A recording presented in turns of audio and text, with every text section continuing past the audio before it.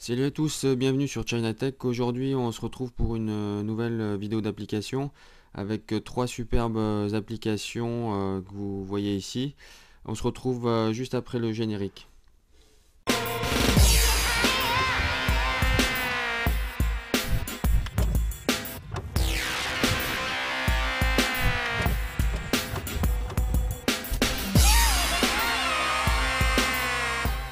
Alors on débute avec la première application qui est un clavier. Alors c'est le clavier qui s'appelle Chroma Keyboard. Donc la particularité de celui-ci, c'est qu'il s'adapte, la couleur du clavier s'adapte à l'application. Donc là vous voyez mon application texto est en vert et donc le clavier se met automatiquement de la même couleur. Alors vous aurez la possibilité d'utiliser l'écriture sous forme de sweep. Voilà, je vous fais une petite démonstration, vous voyez. Vous avez aussi évidemment les suggestions. Ici vous aurez les emojis classiques avec toute la panoplie classique qu'on connaît déjà. Alors une des particularités de ce clavier, c'est d'avoir directement les chiffres affichés, ce qui est plutôt pratique et rapide. Donc après vous avez évidemment ici tous les caractères spéciaux en bas à gauche. Voilà, et puis lorsque vous changez d'application, donc là je me suis mis sur Messenger de Facebook, la couleur est bleue, automatiquement mon clavier s'adapte à la couleur. Voilà, c'est un de mes claviers préférés, puisque le design est très épuré. Vous avez les chiffres directement ici, toutes les fonctions habituelles des claviers Android.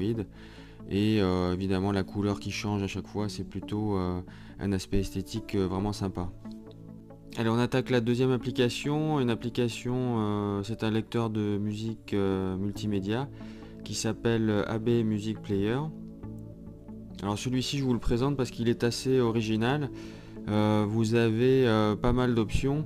Par exemple, ici, vous allez pouvoir, par exemple, créer des playlists suivant certains thèmes. Par exemple, ici, pour faire de l'exercice, pour votre salle de bain quand vous prenez votre bain, un onglet travail, voyage, pour la fête, etc.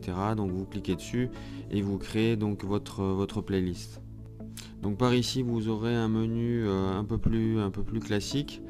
Cela dit, avec quelques options plutôt sympas, puisqu'ici vous avez une option pour créer des sonneries pour votre téléphone.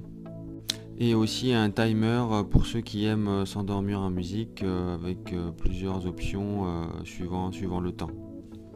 Voilà, et ici vous avez donc le lecteur multimédia qui est somme toute assez classique avec un design plutôt épuré, donc les choses habituelles. Ici pouvoir lire de façon aléatoire et aussi un equalizer, ce qui est plutôt pas mal. Voilà, que vous pourrez retrouver ici. Voilà, donc en résumé, un lecteur multimédia assez sympathique avec des options originales. C'est pour ça que j'ai souhaité vous le présenter. Il est évidemment gratuit et vous l'aurez dans la description comme les autres applications. Allez, on termine cette vidéo par une dernière application qui s'appelle Wallpaper Modder. Donc comme son nom l'indique, c'est une application pour gérer vos fonds d'écran.